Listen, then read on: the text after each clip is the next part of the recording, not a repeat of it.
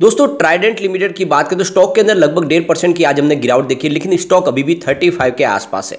यहाँ पे आने वाले समय में बहुत बड़ी तेजी आ सकती है। इसके पीछे है वजह कंपनी की तरफ से जो इन्वेस्टर को कन्विंस किया गया है, उनकी तरफ से जो विजन पेश किया गया है वो काफ़ी मायने रखता है। अगर उसको अच्छे से आप समझेंगे तो आने वाले समय में ट्राइडेंट में एक बहुत बड़ी तेजी आ सकती है। फिलहाल जो ट्राइडेंट की प्राइस है उससे कई गुना प्राइस बढ़ने की संभावना बन सकती है। अगर ऐसे में आप अगर लॉन्ग टर्म का नजरिया लेकर ट्राइडेंट में निवेश करते हो तो आपको बहुत सारा अच्छा रिटर्न मिल सकता है, ये रिपोर्ट कहती है। यहाँ पे जो ट्राइडेंट की तरफ से पूरी की पूरी जो डिटेल जानकारी दी गई है आगे के फ्यूचर प्लान्स के बारे में, कंपनी के कारोबार में वृद्धि क्यों नहीं हुई इस बार, क्यों रिजल्ट में कमी रह गई, वो भी सारी बातें बताई गई है। तो इन सारे के सारी बातों को आपको समझना चाहिए। तो ये वीडियो पूरा देके आपको अच्छे से समझ में आ जाएगा कि वाकई में ट्राइडेंट पटरी पे है और आने वाले समय में एक अच्छा रिटर्न आपको देखने को मिल सकता है। ये इस बार जो कमी रह गई है इसके पीछे वजह है पूरे टेक्सटाइल सेक्टर में बहुत सारी प्रॉब्लम। आपने देखा होगा यूएस में इन्फ्लेशन की प्रॉब्लम बहुत ज़्यादा थी, इस वजह से पिछले 8-9 महीनों से टेक्सटाइल सेक्टर का कारोबार पूरी तरह से ठप रह गया। दूसरी तरफ अगर देखें तो जियोपॉलिटिकल टेंशन चल रहा है। ऐसे में यूरोपियन मार्केट और यूएस मार्केट जो सबसे बड़ा कारोबार है ट्राइडेंट का, लगभग 50% बिजनेस उनका एक्सपोर्ट का ही है। ऐसे में वो सारा मार खा गया और इसी वजह से इस बार रिजल्ट में कमी रह गई है। और ये बात तो मैंने आपको लगातार बोली थी कि इस बार रिजल्ट में कुछ कमी रह जाएगी और बिल्कुल वैसे ही हुआ, लेकिन आगे संभावना पॉजिटिव है। तो इस पूरे वीडियो में हम उस सारी बातों को समझेंगे, कंपनी की परफॉर्मेंस को देखेंगे और रिवेन्यू ग्रोथ कहाँ पर कम ज़्यादा है वो सब जानेंगे, कौन से सेक्टर में कंपनी ने बाजी मारी है। सबसे पहले आज के ट्रेडिंग को डिस्कस करें तो स्टॉक की क्लोजिंग 35.10 पर रही, जहाँ पे 1.54% की हमने गिरावट देखी है। और आप देख सकते हो पूरे दिन में स्टॉक 35 के आसपास ही ट्रेड किया है, यानी जो लो है वो 35 का और हाई 35.95 का है, यानी स्टॉक में कोई बड़ी अप डाउन हमने नहीं देखी है। यहाँ पे कंपनी ने जो कहा है कि आने वाले समय में कंपनी कुछ बड़ा करने को जा रही है और इसीलिए एक बहुत बड़ा इन्वेस्टमेंट भी करने जा रही है अपने बिजनेस के लिए। कंपनी का कहना है कि वो पिछले 30 साल से इस टेक्सटाइल सेक्टर में एक लीडर की भूमिका निभा रहे हैं। उनका बिजनेस काफ़ी अच्छा है और इंडिया के अलावा वर्ल्ड की बहुत सारी कंट्रीज़ में बिजनेस तेज़ी से बढ़ रहा है। व्हीट स्ट्रॉ बेस्ड जो पेपर मैन्युफैक्चरिंग जो कंपनी का है वो देखें तो वर्ल्ड में सबसे बड़ी इनकी कंपनी का कारोबार है। इसके अलावा कंपनी के पास वर्ल्ड क्लास इंफ्रास्ट्रक्चर और टेक्नोलॉजी है। इसके अलावा कंपनी एक देख सकते हैं जो प्रोडक्ट बनाती है वो वर्ल्ड क्लास प्रोडक्ट है उनके, और सबसे ज़्यादा एक्सपीरियंस पर्सन ऐसी एक वर्क फोर्स है जिसके दम पे ये कारोबार को और तेज़ी से आगे बढ़ा सकते हैं। ट्राइडेंट लिमिटेड की बात करें तो ये $3 बिलियन का बिजनेस ग्रुप है और 150 कंट्रीज़ में इनका कामकाज है। इसके अलावा इनके पास 17,000 प्लस एम्प्लॉयज़ है और 46 ई कॉमर्स वेबसाइट पर इनकी कारोबार हो रहा है, यानी उनकी प्रेजेंस है। इसके अलावा इन्होंने करीब 12 प्लस पेटेंट्स हासिल कर लिए अलग अलग कंट्रीज़ में और 48% इनका कारोबार एक्सपोर्ट का है।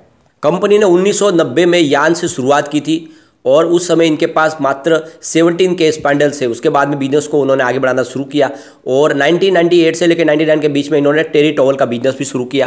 कंपनी ने ईयर 2000 से लेकर 2010 के बीच में पेपर और केमिकल डिवीजन में भी शुरुआत कर दी और साथ में इनका यान और टेरी टॉवल का जो बिजनेस है उसकी कैपेसिटी को भी बढ़ाया।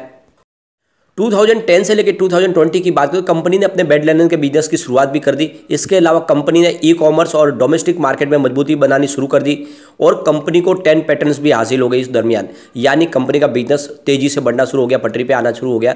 इसके अलावा अगर 2020 से लेकर 2025 का विजन देखें कंपनी का तो कंपनी ने अपनी ई कॉमर्स वेबसाइट बना दी है mytrident.com, जिसके माध्यम से इनका कारोबार बढ़ रहा है। इसके अलावा रिटेल आउटलेट्स जो लगातार इनके आउटलेट्स बढ़ रहे और सोशल मीडिया पे काफ़ी अच्छी प्रेजेंस है कंपनी की और अपने जो बिजनेस को तेज़ी से वो अलग अलग पार्ट्स में डिवाइड कर चुके। और अभी आपने रिसेंटली देखा होगा हर डिवीज़न के लिए अलग से एमडी भी अपॉइंट कर लिए, यानी हर सेक्टर में कंपनी अब अलग बिजनेस करेगी और आने वाले समय में हो सकता है कि कंपनी अपनी और सब्सिडीज कंपनी भी बनाए, यानी इस सेक्टर में और कंपनी बहुत सारी संभावना तलाश रही है। कुछ नए सेक्टर में एंट्री भी कंपनी कर सकती है, नए स्टेट में भी कंपनी अपने कारोबार को शुरू कर सकती है। आने वाले समय में आप देख सकते हो ई सोर्सिंग का बिजनेस बढ़ेगा। ग्रीन एनर्जी में कंपनी काफ़ी अच्छा प्रेजेंस दिखा चुकी है, ऑलरेडी लगातार अच्छा ग्रीन एनर्जी में कंपनी काम कर रही है। बहुत सारे नए प्रोजेक्ट है, अपने बिजनेस को पूरी तरह से डिजिटल प्लेटफॉर्म पे लेकर आ चुके, वर्चुअल शोरूम बना रहे, यानी आने वाले समय विजन काफ़ी बड़ा है और इसके वजह से अगर देखें तो बिजनेस कंपनी का और बढ़ता हुआ दिखाई देगा। अब यहाँ पे अगर आप देखें तो इस बार जो कमी रह गई है उसके पीछे वजह क्या है? इस बार रिजल्ट में कमी रहने के पीछे सबसे बड़ी वजह है कि कंपनी की जो कैपेसिटी है उसको यूटिलाइज हो ही नहीं पाया। अगर आप देखें तो यहाँ पर आप समझ सकते हो पिछले साल देखें तो यहाँ पे जो यान की जो कैपेसिटी उसका 90% इन्होंने यूटिलाइजेशन किया था, लेकिन इस बार ये मात्र देख सकते हो 51% का ही इस्तेमाल हो पाया। यानी कैपेसिटी में आप देख सकते हो एक तरह से आधे कैपेसिटी इनकी यूज हो ही नहीं पाई, क्योंकि ऑर्डर नहीं मिल पाए और स्पेशली इंटरनेशनल मार्केट से इनको ऑर्डर नहीं मिले। अब टॉवेल का बिजनेस देखें तो पिछली बार इन्होंने 66% अपनी कैपेसिटी को यूटिलाइज किया था, लेकिन इस बार मात्र वो 44% रह गई, तो यहाँ पर भी कमी रही टॉवेल बिजनेस में। इसके अलावा इनका शिटिंग बिजनेस की बात करें तो 87% का यूटिलाइजेशन हुआ था पिछली बार, लेकिन इस बार की बात करें तो ये 50% रह गया, तो यहाँ पर भी काफ़ी कमी रह गई। पेपर बिजनेस में ठीक ठाक रहा, क्योंकि वैसे पेपर बिजनेस में पिछली बार 98% पूरा यूटिलाइजेशन हुआ था अपनी कैपेसिटी का, लेकिन इस बार ये 86% आया। तो कुल मिला के रिजल्ट कम रहने के पीछे वजह यह है कि कंपनी का कारोबार इस बार कम रहा, प्रोडक्शन कम हुआ है, और इसके पीछे सबसे बड़ी वजह कि ऑर्डर कम थे, और इसी वजह से रिजल्ट में हमें कुछ कमी देखने को मिली है।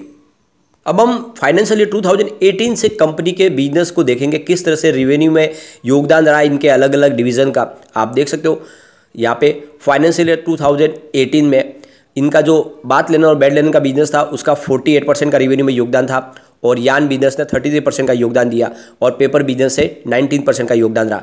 अब फाइनेंशियल 2019 की बात करें तो इनका बात और बैंड लेन बिजनेस से इनको 51% का रेवेन्यू में योगदान मिला, और 30% रहा इनका यान बिजनेस, और 19% का योगदान पेपर बिजनेस से रहा।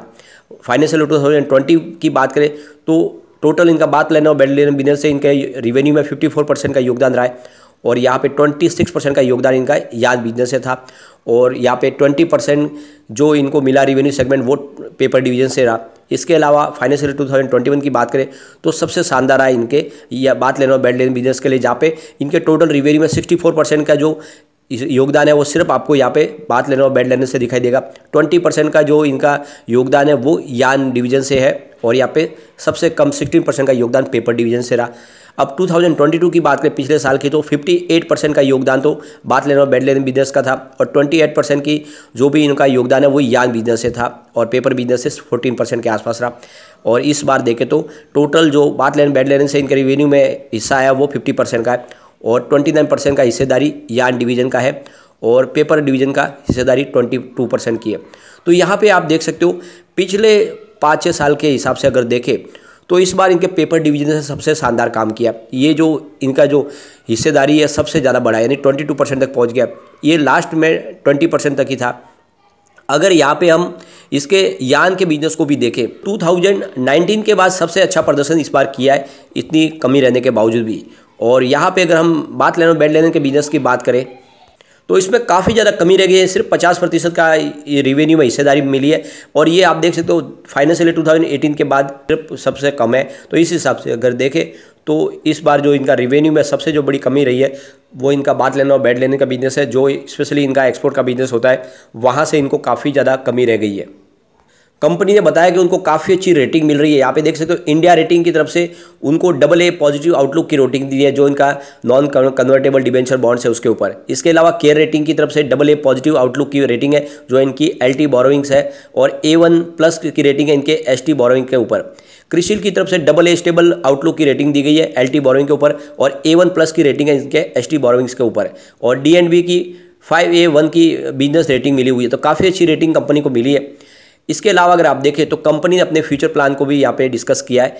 कंपनी की फ़िलहाल अगर आप देखें तो इनकी जो यान की जो कैपेसिटी है, इनके पास 5.89 लाख स्पैंडल्स है। इसके अलावा रोटर्स इनके 7464 है, और एयर जेट इनके 320 के, और जो कैपेसिटी का यूटिलाइजेशन हुआ वो 87% है। आने वाले समय कंपनी करीब 98,496 नए स्पैंडल्स और लगाने जा रही है। इसके अलावा कंपनी 3,600 नए रोटर्स लगाएगी, और इसके अलावा 94,848 और स्पैंडल्स आगे लगाने की योजना बना के रखी हुई है, और इसके लिए करीब 12,800 मिलियन रुपीज़ का निवेश किया जाएगा। इसके अलावा कंपनी के सिटिंग बिजनेस की बात करें तो फिलहाल 1.2 लाख मीटर पर डे की इनकी कैपेसिटी है, वो उसका 88% का यूटिलाइजेशन हो रहा है। आने वाले समय में 70,000 मीटर पर डे की कैपेसिटी को और बढ़ाया जाएगा। इसके लिए करीब 4,680 मिलियन रुपीज़ का निवेश किया जाएगा नया। इसके अलावा जो इनका जो ग्रीन एनर्जी का जो पोर्टफोलियो उसमें 49.4 मेगावाट की टोटल कैपेसिटी है और इसका 71% ऑलरेडी इस्तेमाल हो रहा है। आने वाले समय 16.3 मेगावाट की कैपेसिटी और इस्टेब्लिश की जाएगी और इसके लिए करीब 1750 मिलियन रुपीज़ का नया इसमें इन्वेस्टमेंट किया जाएगा। इसके अलावा जो इनका बात लेने का बिजनेस है उसके लिए इनके 622 लूम्स लगे हुए, 61% इस कैपेसिटी को यूटिलाइज किया जा रहा है। आने वाले समय 42 लूम्स और लगाए जाएंगे और आप देख सकते हो जून 2023 तक इसके लिए करीब कंपनी 2470 मिलियन रुपीज़ का नया इन्वेस्टमेंट करने जा रहे हैं। इसके अलावा कंपनी के केमिकल सेगमेंट की बात करें तो यहाँ पे करीब 1.1 लाख टीपीए का टोटल इनका प्रोडक्शन है, 97% कैपेसिटी यूटिलाइज हो रही है। आने वाले समय इसको 1.05 लाख टीपीए और कैपेसिटी को बढ़ाया जाएगा मार्च 2024 तक और इसके लिए 100 मिलियन रुपीज़ का निवेश किया जाएगा। यानी आप देख सकते हो हर सेक्टर में बहुत सारा इन्वेस्टमेंट आने वाला है। इसका मतलब यह समझ सकते हो कि जिस तरह से ट्राइडेंट ने कमर कस ली है अपने कारोबार को तेज़ी से बढ़ाने के लिए, ये बहुत तेज़ी से कारोबार बढ़ेगा और जिस तरह से इन्वेस्टमेंट आएगा इसकी कैपेसिटी को बढ़ाया जाएगा तो डेफिनेटली इसकी प्राइस भी बढ़ेगी। तो ऐसे में आपको लॉन्ग टर्म का नजरिया लेके ट्राइडेंट में बिल्कुल इन्वेस्टमेंट करना चाहिए। यहाँ पे ट्राइडेंट ने अपने जो ब्रांड्स है उसको भी यहाँ पे डिस्कस किया है, काफ़ी अच्छे ब्रांड्स है। इसके अलावा इंटरनेशनल ब्रांड्स है जो कंपनी इन ब्रांड्स के साथ काम करिए। एक तरह से देख सकते हो कंपनी का विजन काफ़ी क्लियर है, आने वाले समय ट्राइडेंट कुछ बड़ा करते हुए दिखा देगी। तो ये मौका है कि आपको ट्राइडेंट में निवेश करना चाहिए।